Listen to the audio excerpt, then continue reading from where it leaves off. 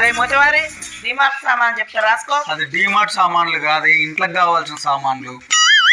7 మంది అన్న తల్లికి ఒక పిల్ల తల్లి అంటే తింక నేర్పిందట. తీసుకొని రాయి. పంచ్ అంటే ఇలా ఉండాలి.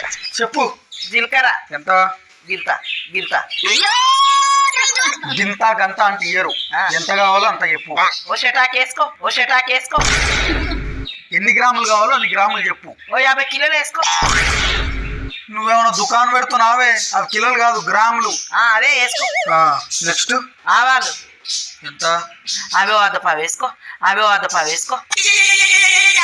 అద్దపావు అంటే గింత. గంత కాదు గింత వేసుకో, గంత కాదు గింత వేసుకో.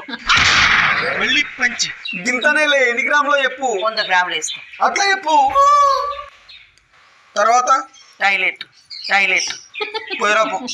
టాయిలెట్ కాదురా, దోమలు వస్తే చచ్చిపోతాయి చూడు గది. అది